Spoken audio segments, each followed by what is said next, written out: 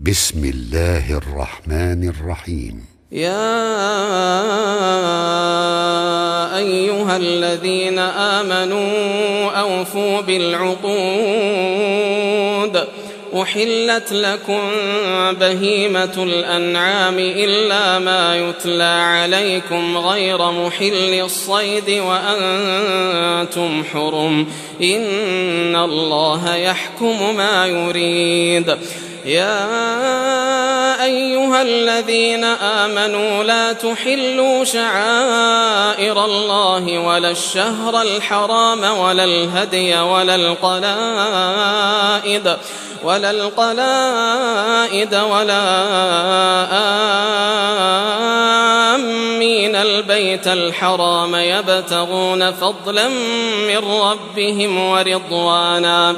وإذا حللتم فاصطادوا ولا يجرمنكم شنآن قوم أن صدوكم عن المسجد الحرام أن تعتدوا. وتعاونوا على البر والتقوى ولا تعاونوا على الإثم والعدوان، واتقوا الله إن الله شديد العقاب. حرمت عليكم الميتة والدم ولحم الخنزير وما أهل لغير الله به، والمنخنقة والموقوذة والمتردية والنطيحة وما أكل السبع إلا ما ذكيتم وما ذبح على النصب وأن تستقسموا بالأزلام، ذلكم فسق. اليوم يئس الذين كفروا من دينكم فلا تخشوهم واخشون. اليوم أكملت لكم دينكم وأتممت عليكم نعمتي ورضيت لكم الإسلام دينا. فمن اضطر في مخمصة غير متجانف لإثم فإن الله غفور رحيم. يسألونك ماذا أحل لهم، قل أحل لكم الطيبات وما علمتم من الجوارح مكلبين تعلمونهن مما علمكم الله، فكلوا مما أمسكن عليكم واذكروا اسم الله عليه واتقوا الله إن الله سريع الحساب. اليوم أحل لكم الطيبات وطعام الذين أوتوا الكتاب حل لكم وطعامكم حل لهم، والمحصنات من المؤمنات والمحصنات من الذين أوتوا الكتاب من قبلكم إذا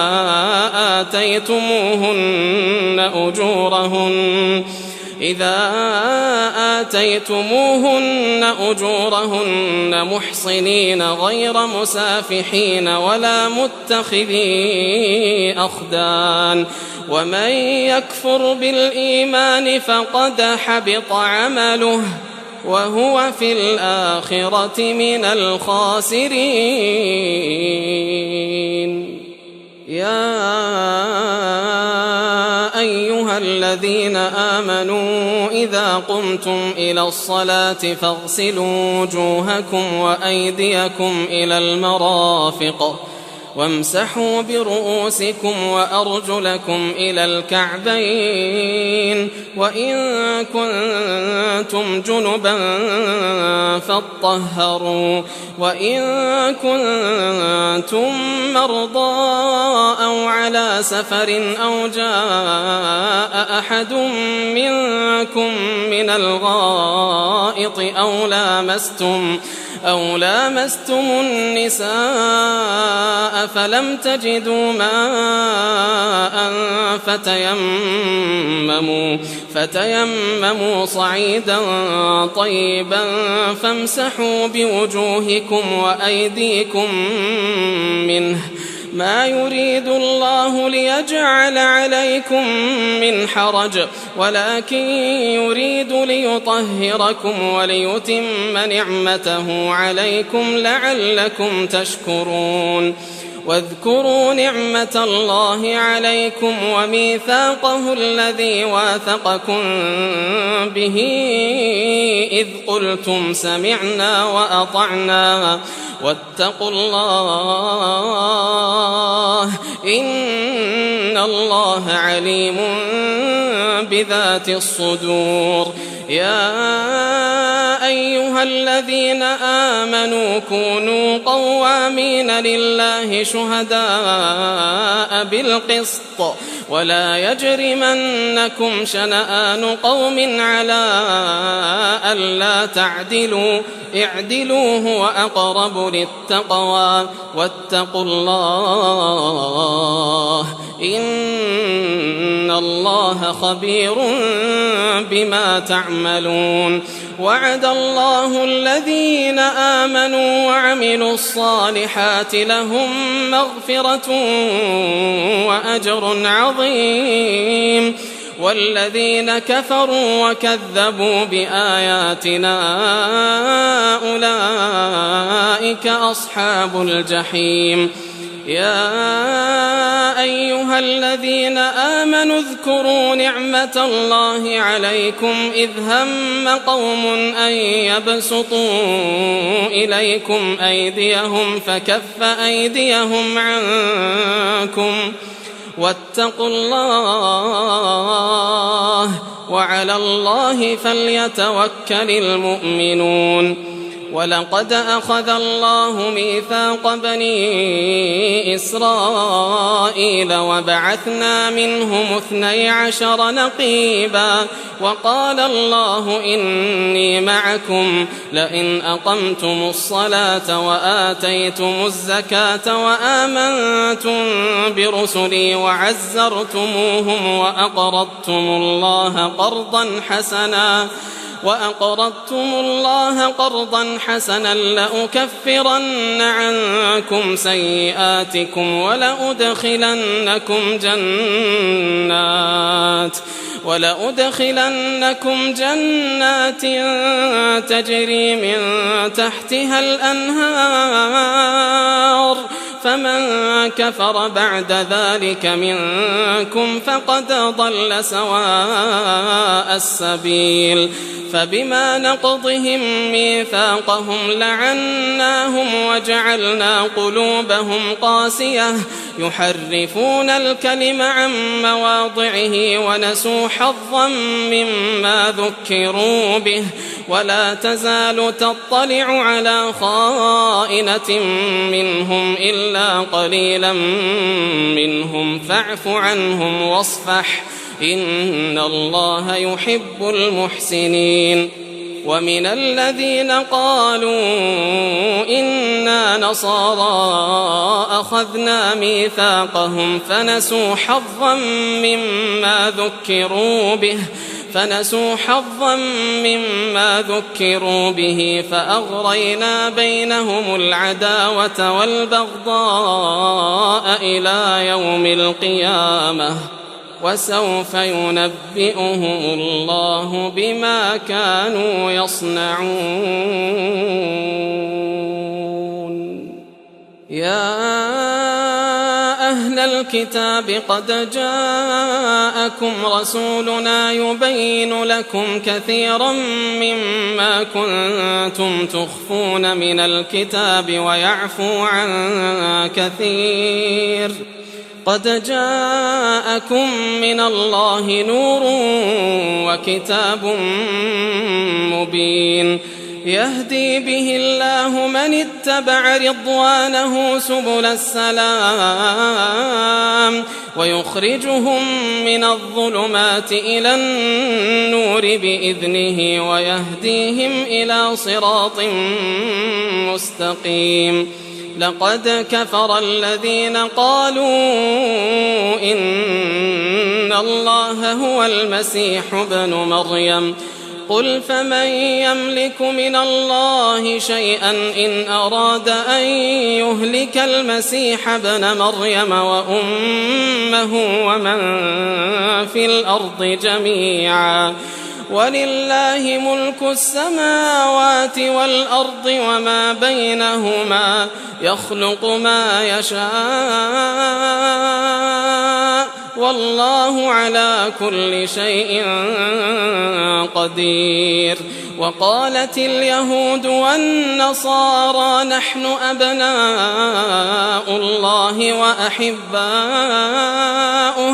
قل فلم يعذبكم بذنوبكم بل أنتم بشر ممن خلق يغفر لمن يشاء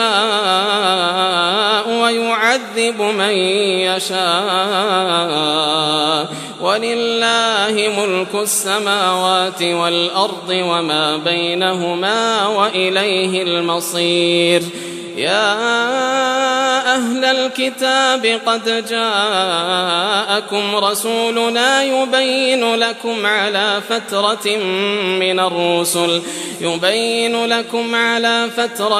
من الرسل أن تقولوا ما جاءنا من بشير ولا نذير فقد جاءكم بشير ونذير والله على كل شيء قدير. وإذ قال موسى لقومه يا قوم اذكروا نعمة الله عليكم إذ جعل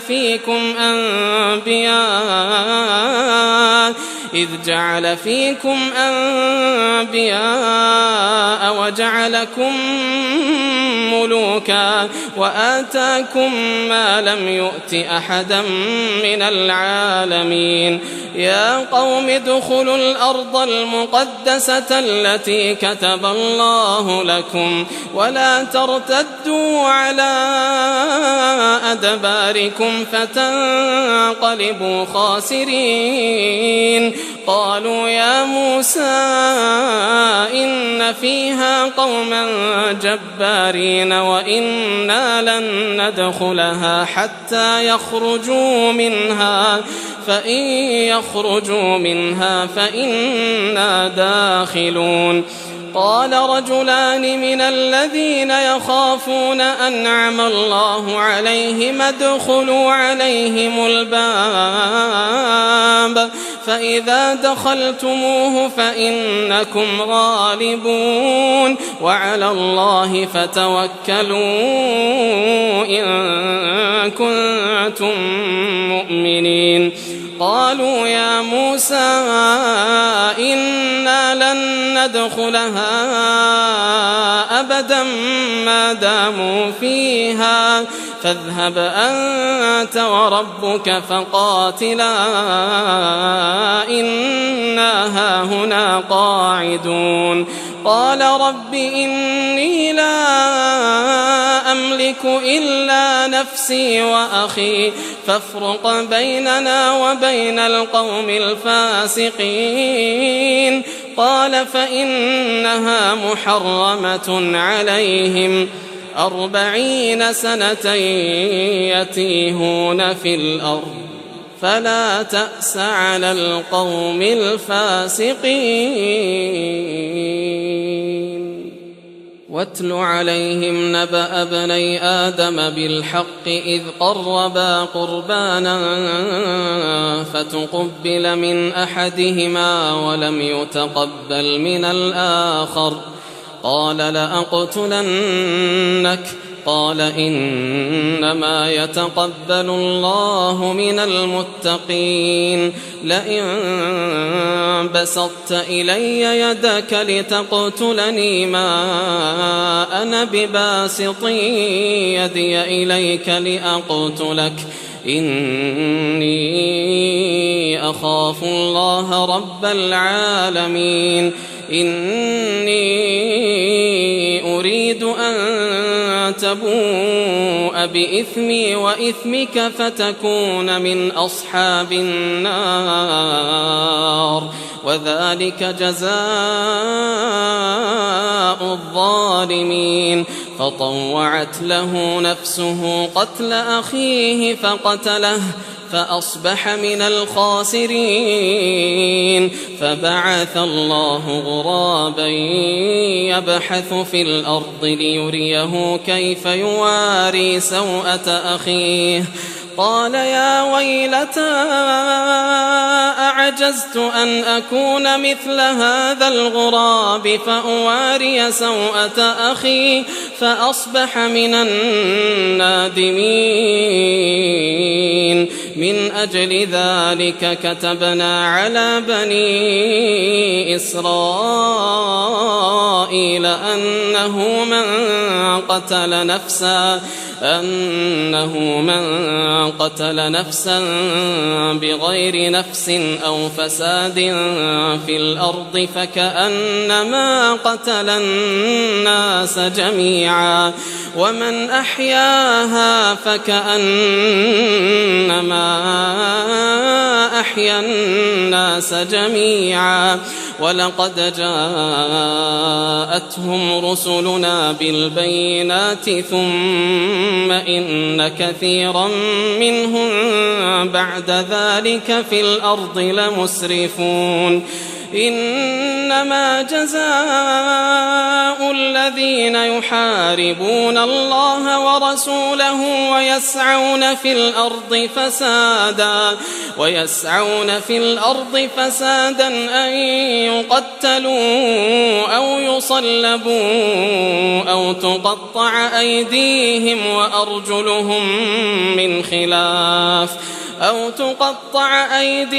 وأرجلهم من خلاف أو ينفوا من الأرض ذلك لهم خزي في الدنيا ولهم في الآخرة عذاب عظيم. إلا الذين تابوا من قبل أن تقدروا عليهم فاعلموا أن الله غفور رحيم. يا أيها الذين آمنوا اتقوا الله وابتغوا إليه الوسيلة وجاهدوا في سبيله لعلكم تفلحون. إن الذين كفروا لو أن لهم ما في الأرض جميعا ومثله معه ليفتدوا به من عذاب يوم القيامة ما تقبل منهم ولهم عذاب أليم. يريدون أن يخرجوا من النار وما هم بخارجين منها ولهم عذاب مقيم. والسارق والسارقة فقطعوا أيديهما جزاء بما كسبا نكالا من الله والله عزيز حكيم. فمن تاب من بعد ظلمه وأصلح فإن الله يتوب عليه إن الله غفور رحيم. ألم تعلم أن الله له ملك السماوات والأرض يعذب من يشاء ويغفر لمن يشاء والله على كل شيء قدير. يا أيها الرسول لا يحزنك الذين يسارعون في الكفر من الذين من الذين قالوا آمنا بأفواههم ولم تؤمن قلوبهم ومن الذين هادوا سماعون للكذب سماعون لقوم آخرين لم يأتوك يحرفون الكلم من بعد مواضعه يقولون إن أوتيتم هذا فخذوه وإن لم تؤتوه فاحذروا ومن يرد الله فتنته فلن تملك له من الله شيئا أولئك الذين لم يرد الله أن يطهر قلوبهم لهم في الدنيا خزي ولهم في الآخرة عذاب عظيم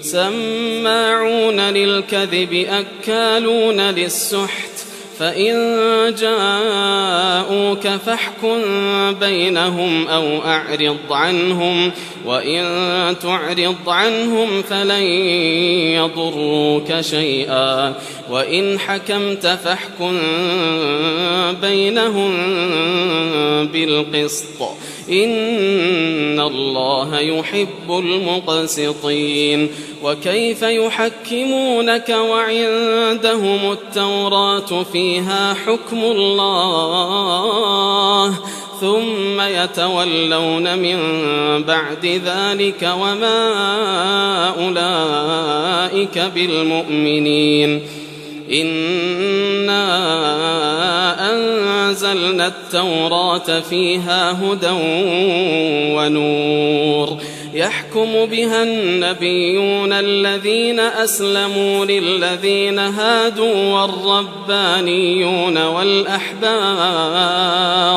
والربانيون والأحبار بما استحفظوا من كتاب الله وكانوا عليه شهداء فلا تخشوا الناس واخشوني ولا تشتروا بآياتي ثمنا قليلا ومن لم يحكم بما أنزل الله فأولئك هم الكافرون وكتبنا عليهم فيها أن النفس بالنفس والعين بالعين والأنف بالأنف والأذن بالأذن والسن بالسن والجروح قصاص فمن تصدق به فهو كفارة له ومن لم يحكم بما أنزل الله فأولئك هم الظالمون وقفينا على آثارهم بعيسى ابن مريم مصدقا لما بين يديه من التوراة وآتيناه الإنجيل فيه هدى ونور ومصدقا لما بين يديه من التوراة وهدى وموعظة للمتقين وليحكم أهل الإنجيل بما أنزل الله فيه ومن لم يحكم بما أنزل الله فأولئك هم الفاسقون وأنزلنا إليك الكتاب بالحق مصدقا لما بين يديه من الكتاب ومهيمنا عليه فاحكم بينهم بما أنزل الله ولا تتبع أهواءهم عما جاءك من الحق لكل جعلنا منكم شرعة ومنهاجا ولو شاء الله لجعلكم أمة واحدة ولكن ليبلوكم فيما آتاكم فاستبقوا الخيرات إلى الله مرجعكم جميعا فينبئكم بما كنتم فيه تختلفون وأنحكم بينهم بما أنزل الله ولا تتبع أهواءهم واحذرهم أن يفتنوك عن بعض ما أنزل الله إليك فإن تولوا فاعلم أنما يريد الله أن يصيبهم ببعض ذنوبهم وإن كثيرا من الناس لفاسقون أفحكم الجاهلية يبغون ومن أحسن من الله حكما لقوم يوقنون يا أيها الذين آمنوا لا تتخذوا اليهود والنصارى أولياء بعضهم أولياء بعض ومن يتولهم منكم فإنه منهم إن الله لا يهدي القوم الظالمين فترى الذين في قلوبهم مرض يسارعون فيهم يقولون نخشى أن تصيبنا دائرة فعسى الله أن يأتي بالفتح أو أمر من عنده فيصبحوا على ما أسروا في أنفسهم نادمين ويقول الذين آمنوا أهؤلاء الذين أقسموا بالله جهد أيمانهم إنهم لمعكم حبطت أعمالهم فأصبحوا خاسرين يا أيها الذين آمنوا من يرتد منكم عن دينه فسوف يأتي الله بقوم يحبهم ويحبونه أذلة على المؤمنين أعزة على الكافرين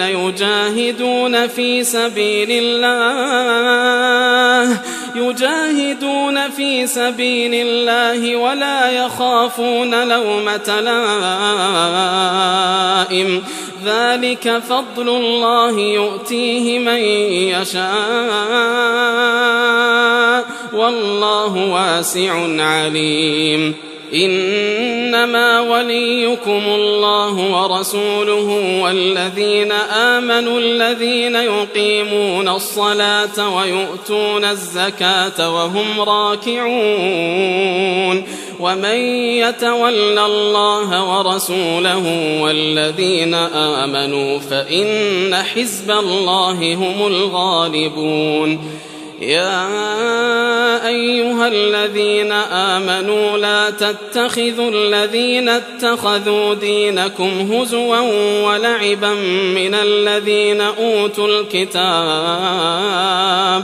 من الذين أوتوا الكتاب من قبلكم والكفار أولياء واتقوا الله إن كنتم مؤمنين وإذا ناديتم إلى الصلاة اتخذوها هزوا ولعبا ذلك بأنهم قوم لا يعقلون قل يا أهل الكتاب هل تنقمون منا إلا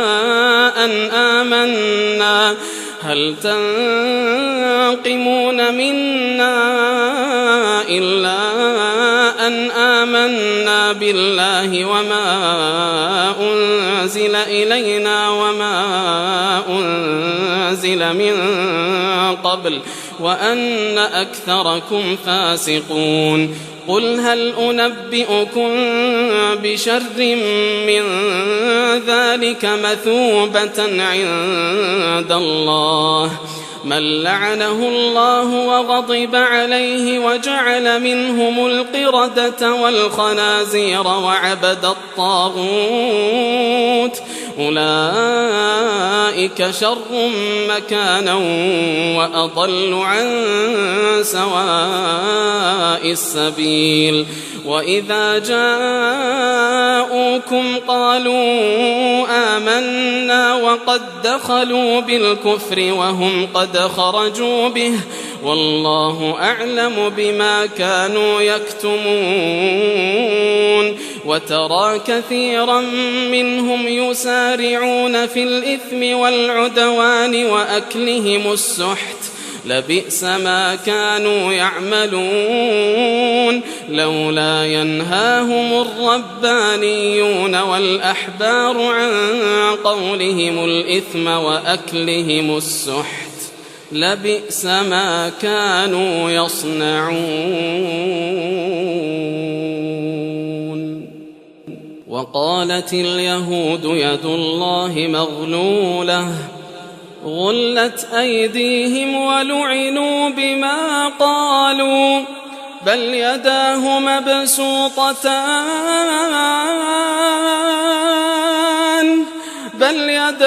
مبسوطتان ينفق كيف يشاء وليزيدن كثيرا منهم ما أنزل إليك من ربك طغيانا وكفرا وألقينا بينهم العداوة والبغضاء إلى يوم القيامة كلما أوقدوا نارا للحرب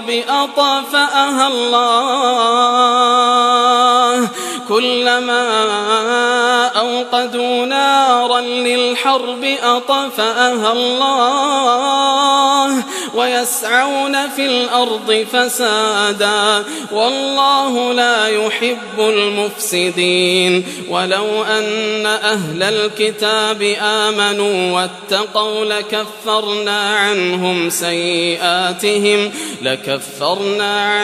سيئاتهم ولأدخلناهم جنات النعيم. ولو أنهم أقاموا التوراة والإنجيل وما أنزل إليهم من ربهم لأكلوا من فوقهم ومن تحت أرجلهم منهم أمة مقتصدة وكثير منهم ساء ما يعملون. يا أيها الرسول بلغ ما أنزل إليك من ربك وإن لم تفعل فما بلغت رسالته والله يعصمك من الناس إن الله لا يهدي القوم الكافرين. قل يا أهل الكتاب لستم على شيء حتى تقيموا التوراة والإنجيل وما أنزل إليكم من ربكم وليزيدن كثيرا منهم ما أنزل إليك من ربك طغيانا وكفرا فلا تأس على القوم الكافرين. إن الذين آمنوا والذين هادوا والصابئون والنصارى من آمن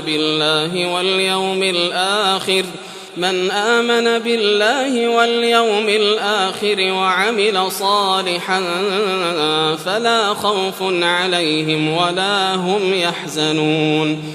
لقد أخذنا ميثاق بني إسرائيل وأرسلنا إليهم رسلا كلما جاءهم رسول بما لا تهوى أنفسهم فريقا كذبوا وفريقا يقتلون وحسبوا ألا تكون فتنة فعموا وصموا ثم تاب الله عليهم ثم عموا وصموا كثير منهم والله بصير بما يعملون.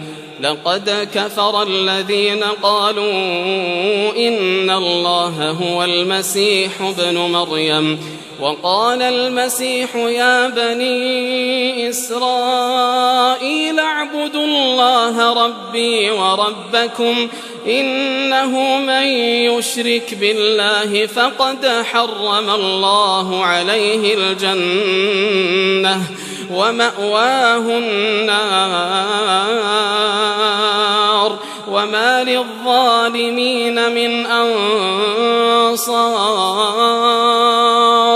لقد كفر الذين قالوا إن الله ثالث ثلاثة وما من إله إلا إله واحد وإن لم ينتهوا عما يقولون ليمسن الذين كفروا منهم عذاب أليم. أفلا يتوبون إلى الله ويستغفرونه والله غفور رحيم. ما المسيح ابن مريم إلا رسول قد خلت من قبله الرسل وأمه صديقة كانا يأكلان الطعام انظر كيف نبين لهم الآيات ثم انظر أنى يؤفكون. قل أتعبدون من دون الله ما لا يملك لكم ضرا ولا نفعا والله هو السميع العليم. قل يا أهل الكتاب لا تغلوا في دينكم غير الحق ولا تتبعوا أهواء قوم قد ضلوا من قبل وأضلوا كثيرا وضلوا عن سواء السبيل.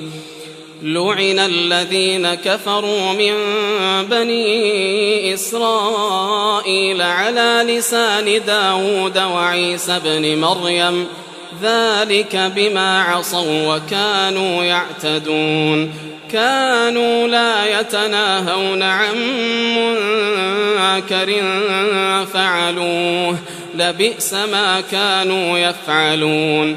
ترى كثيرا منهم يتولون الذين كفروا لبئس ما قدمت لهم أنفسهم أن سخط الله عليهم وفي العذاب هم خالدون.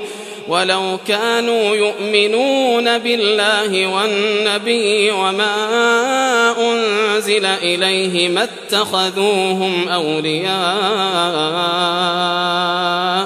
ولكن كثيرا منهم فاسقون. لتجدن أشد الناس عداوة للذين آمنوا اليهود والذين أشركوا ولتجدن أقربهم مودة للذين آمنوا الذين قالوا إنا نصارى ذلك بأن منهم قسيسين ورهبانا وأنهم لا يستكبرون وإذا سمعوا ما أنزل إلى الرسول ترى أعينهم تفيض من الدمع وإذا سمعوا ما أنزل إلى الرسول ترى أعينهم تفيض من الدمع مما عرفوا من الحق يقولون ربنا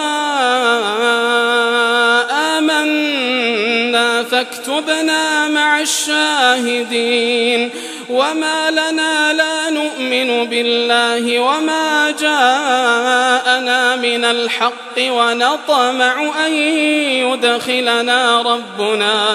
ونطمع أن يدخلنا ربنا مع القوم الصالحين فأثابهم الله بما قالوا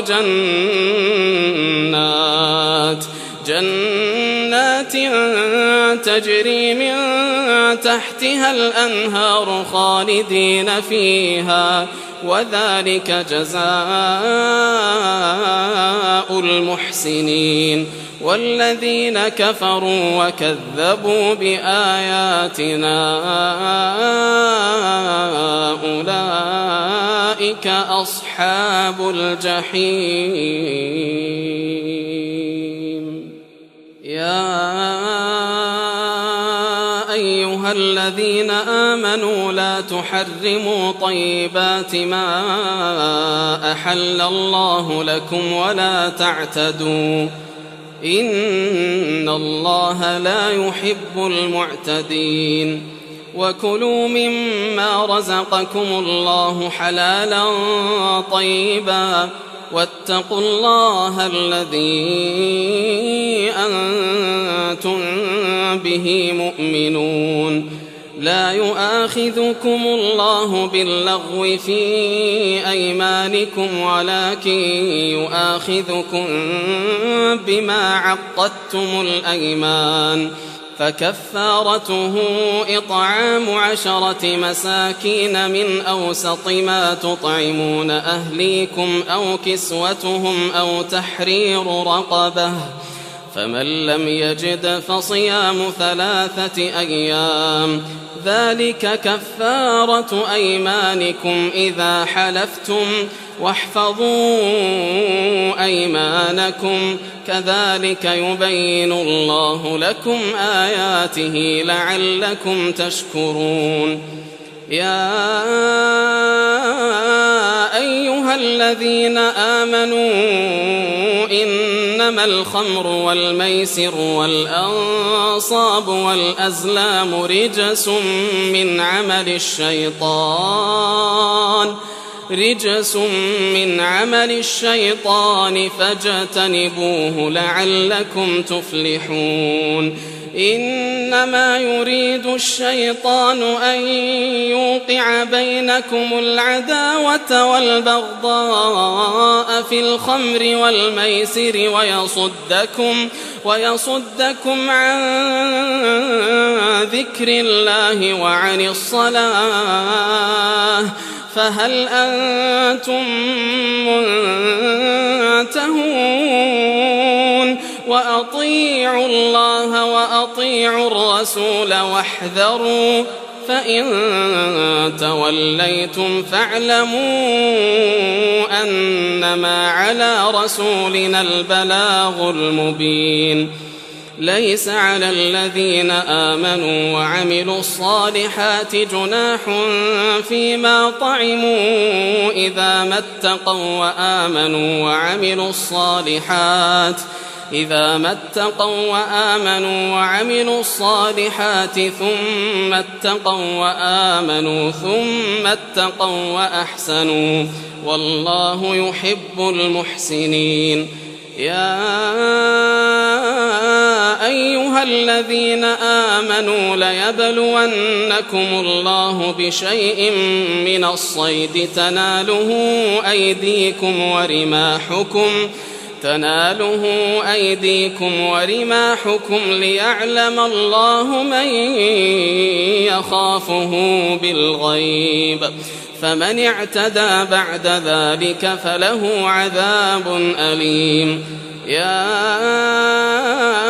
أيها الذين آمنوا لا تقتلوا الصيد وأنتم حرم ومن قتله منكم متعمدا فجزاء مثل ما قتل من النعم يحكم به ذوى عدل منكم هديا بالغ الكعبة أو كفارة طعام مساكين أو عدل ذلك صياما ليذوق وبال أمره عفى الله عما سلف ومن عاد فينتقم الله منه والله عزيز ذو انتقام. أحل لكم صيد البحر وطعامه متاعا لكم وللسيارة وحرم عليكم صيد البر ما دمتم حرما واتقوا الله الذي إليه تحشرون. جعل الله الكعبة البيت الحرام قياما للناس والشهر الحرام والهدي والقلائد ذلك لتعلموا أن الله يعلم ما في السماوات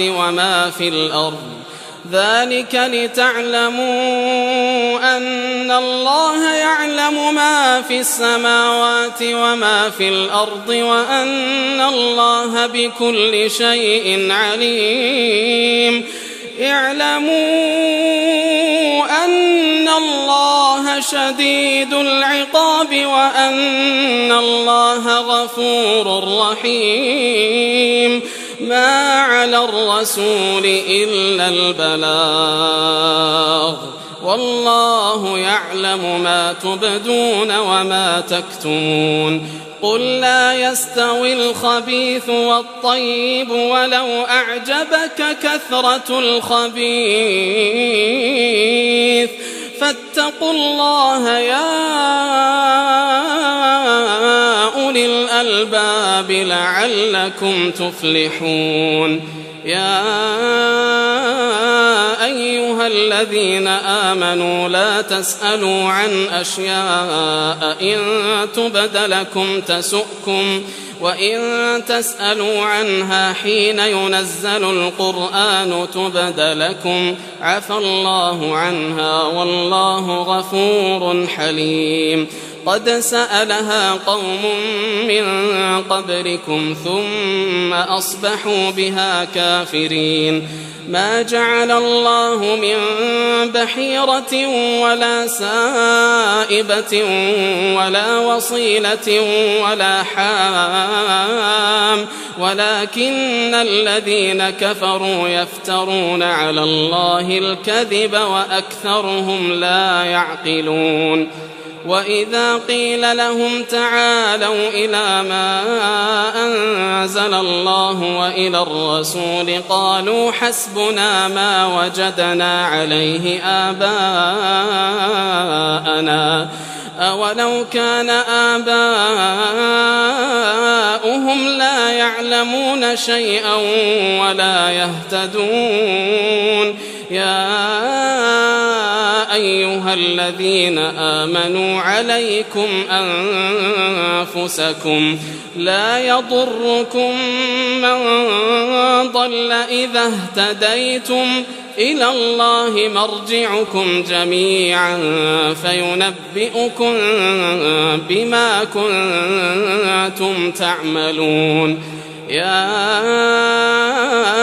أيها الذين آمنوا شهادة بينكم إذا حضر أحدكم الموت حين الوصية اثنان ذوى عدل منكم أو آخران من غيركم إن أنتم ضربتم في الأرض فأصابتكم مصيبة الموت تحبسونهما من بعد الصلاة فيقسمان بالله إن ارتبتم لا نشتري به ثمنا ولو كان ذا قربى ولا نكتم شهادة الله إنا إذا لمن الآثمين. فإن عثر على أنهما استحقا إثما فآخران يقومان مقامهما من الذين استحق عليهم الأوليان فيقسمان بالله لشهادتنا أحق من شهادتهما وما اعتدينا إنا إذا لمن الظالمين. ذلك أدنى أن يأتوا بالشهادة على وجهها أو يخافوا أن ترد أيمان بعد أيمانهم واتقوا الله واسمعوا والله لا يهدي القوم الفاسقين. يوم يجمع الله الرسل فيقول ماذا أجبتم قالوا لا علم لنا إنك أنت علام الغيوب.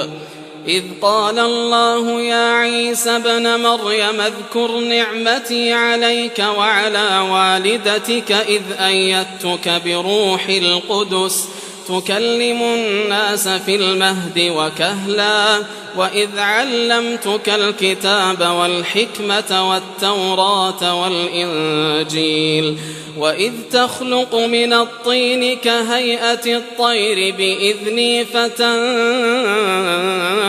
فيها فتكون طيرا بإذني وتبرئ الأكمه والأبرص بإذني وإذ تخرج الموتى بإذني وإذ كففت بني إسرائيل عنك إذ جئتهم بالبينات فقال الذين كفروا منهم إن هذا إلا سحر مبين.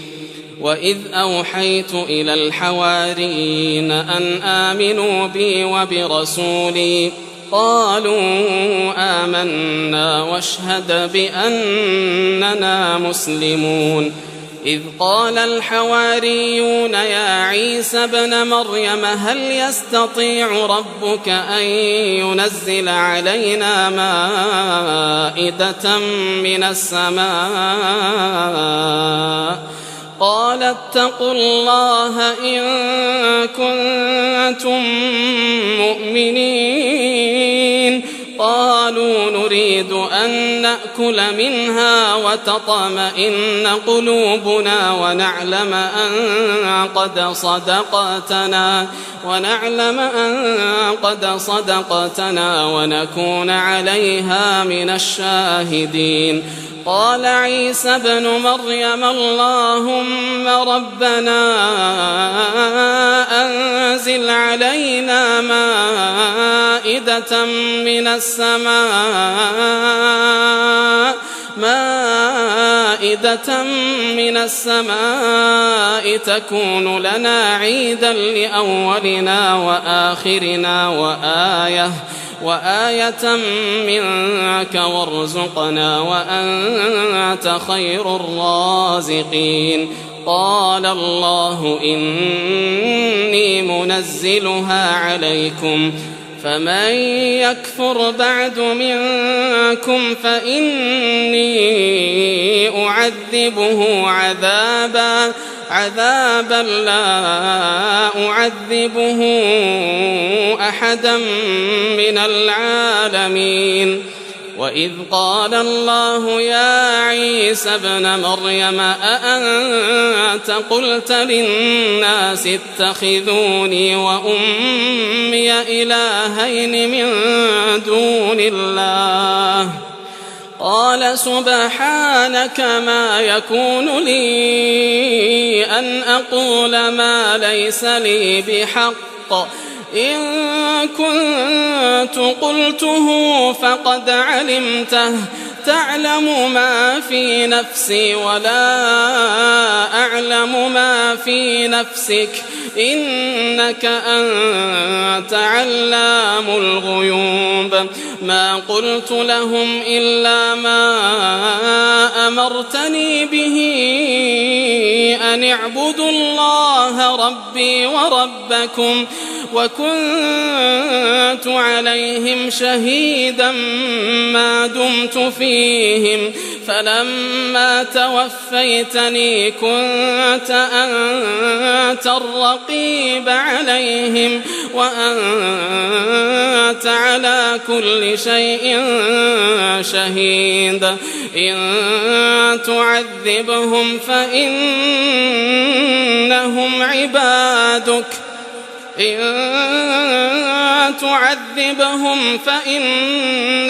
عبادك وإن تغفر لهم فإنك أنت العزيز الحكيم. قال الله هذا يوم ينفع الصادقين صدقهم لهم جنات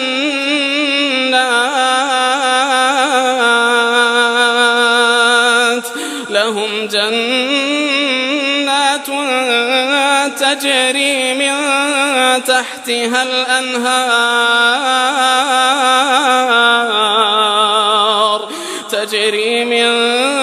تحتها الأنهار